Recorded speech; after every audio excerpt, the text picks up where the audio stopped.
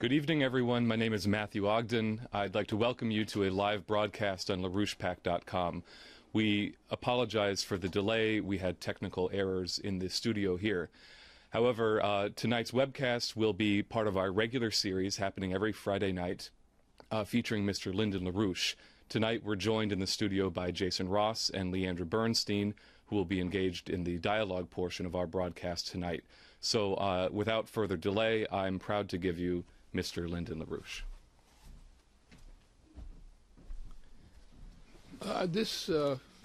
Today, earlier, I had a piece from the New York Times, which I'm just going to refer to because it brings into a subject which goes into several levels and is of general significance. Now, what's happened is, as you know, some time ago, the British monarch prescribed the reduction of the human population from 7 billion people to approximately 1 billion people.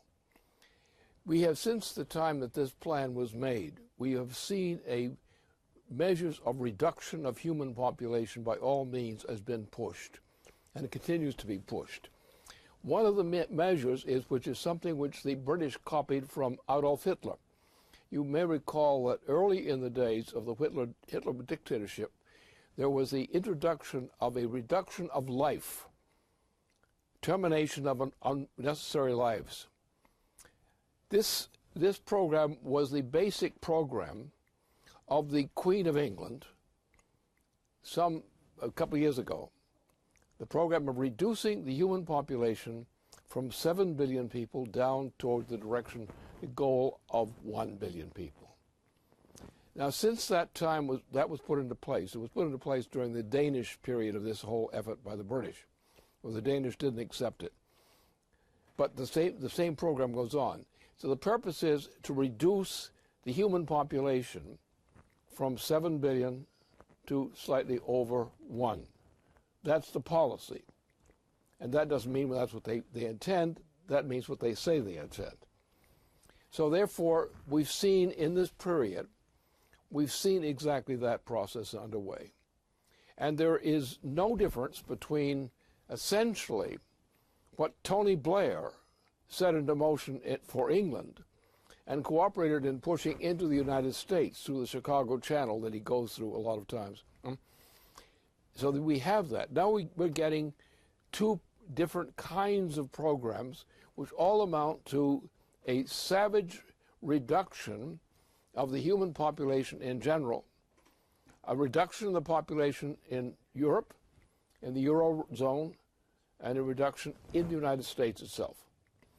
Today we had messages from Ezekiel Emanuel was reported, or his program was reported, which is in this nature.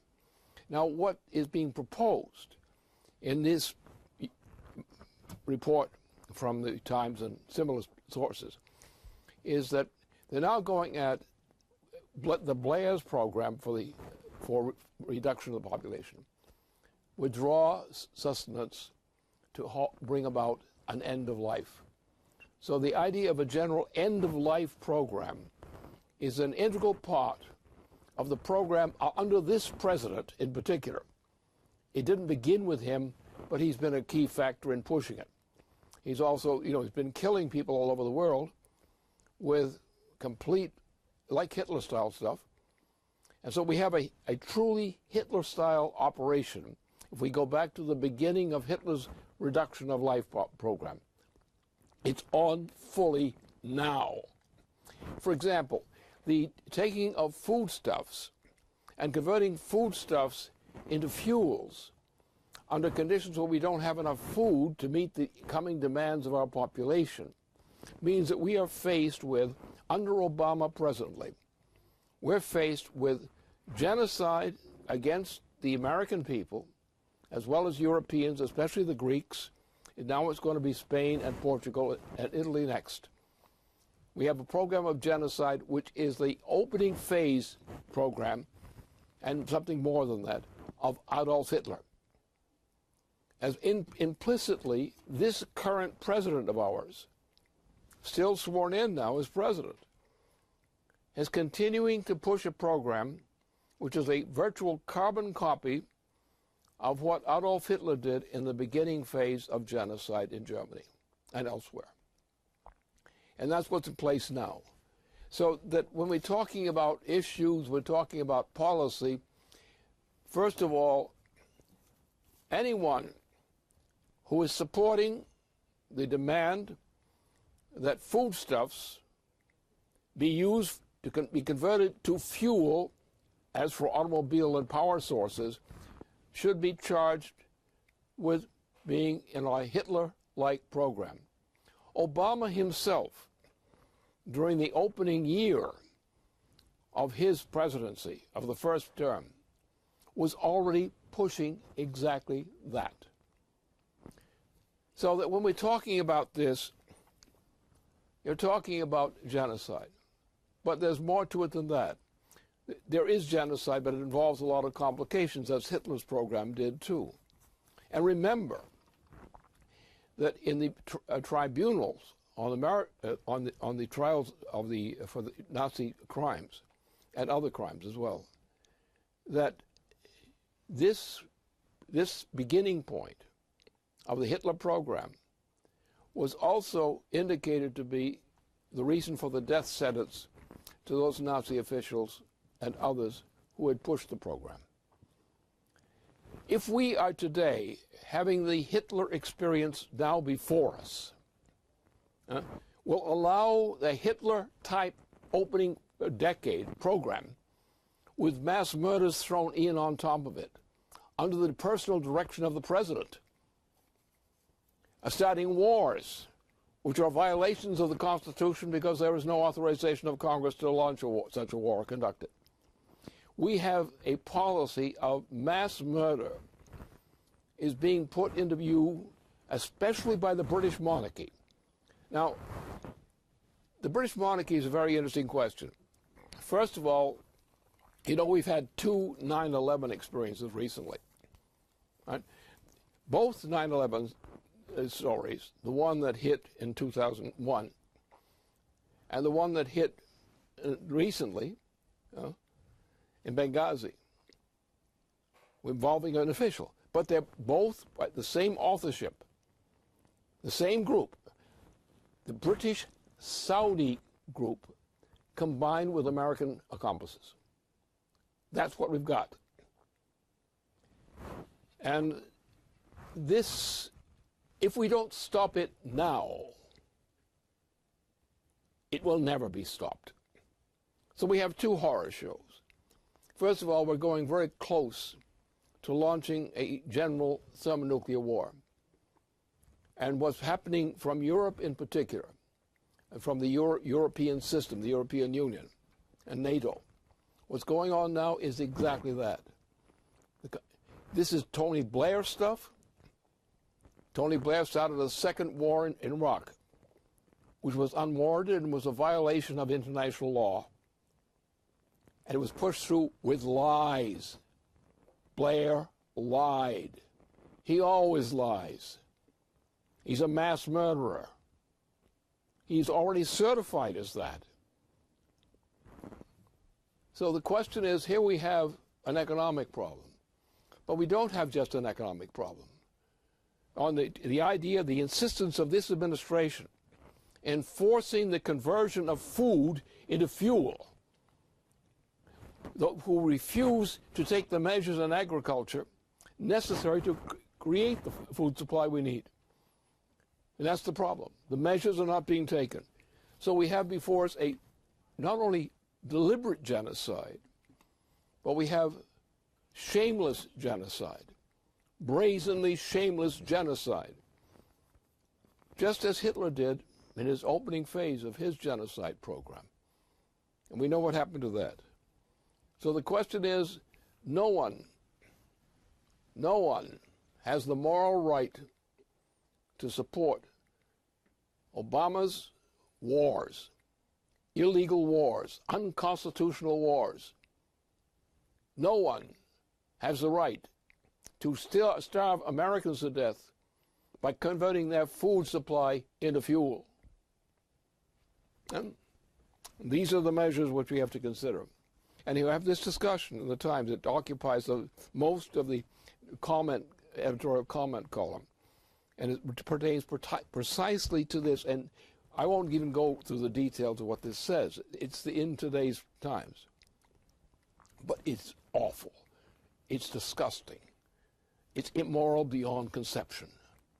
It is truly the spirit of nothing less than Hitler stuff. And it's worse because it's coming now after the Hitler program experience has happened. It's now being repeated after the Nuremberg trials and everything else that goes to it. And the fraud that was conducted even in that period. Some of the things that were said and weren't said were very bad then.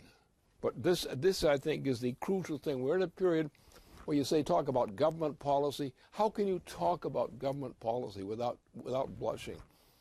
When you don't take the measures to prevent this process from continuing. Now we've got another aspect to this thing, which is also acute. The whole fraud about this shooting in Connecticut. Now the shooting happened. The apparent actors, the victims and so forth, and the self-victims, that's all true. But that wasn't done by guns. Guns were used. You can't indict a gun because the poor gun is being used. He has no willpower to decide whether he's going to be used or not. So the problem is not guns. The problem is sick people who use those guns as sick people do, mentally sick people. Well, the problem we have is we've seen since about the second year of the U.S. war in Indochina, we have seen a degeneration in the policy, a moral and a personal degeneration, which took the form of drugs and similar kinds of things, and it came just about 2 years after the second year of the war in Indochina. And you found people began running from universities. We saw what had happened in Columbia, for example, Columbia University in 1948. These guys were saturated with drugs. Their ideology was criminal. The main product was spreading venereal diseases.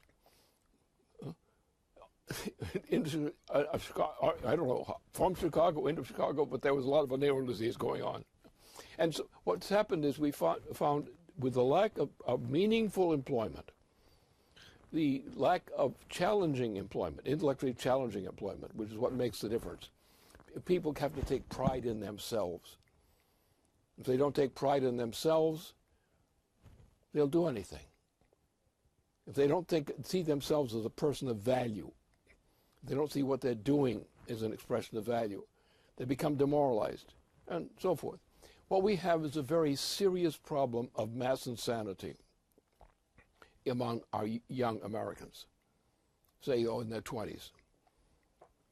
And the cases are complicated, but they're all almost the same thing. It's a combination of drug addictions and just plain insanity. It's correlated with the fact of the lack of significant employment. By significant employment, I don't mean money. I mean an adequate income.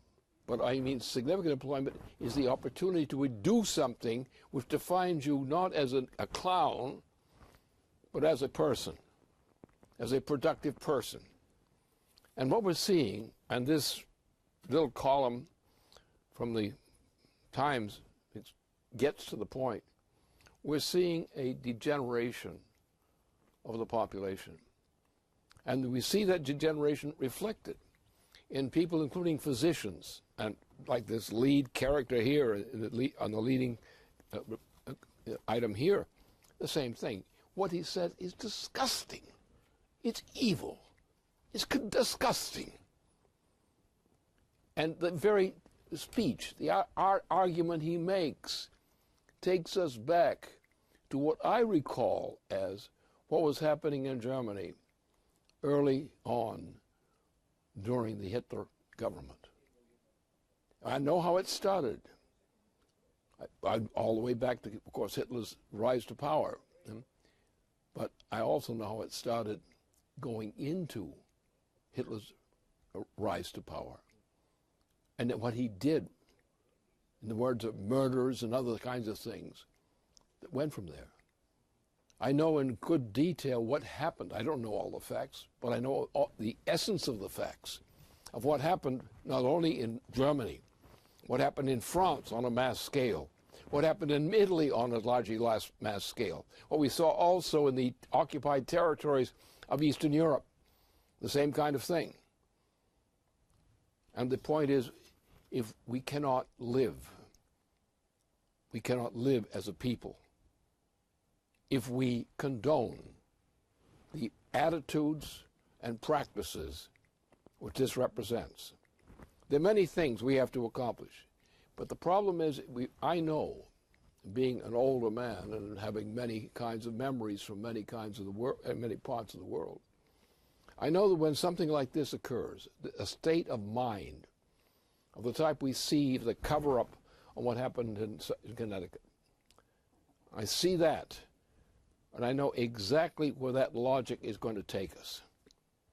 And that is that logic which must be stopped now. Whatever form it takes, as people at Nuremberg in the proceedings emphasized in their rulings, there are some things which, if they start, lead to something horrible. Once that is understood, when somebody tries to start the same kind of thing, you prepare to defeat and prevent the horrible.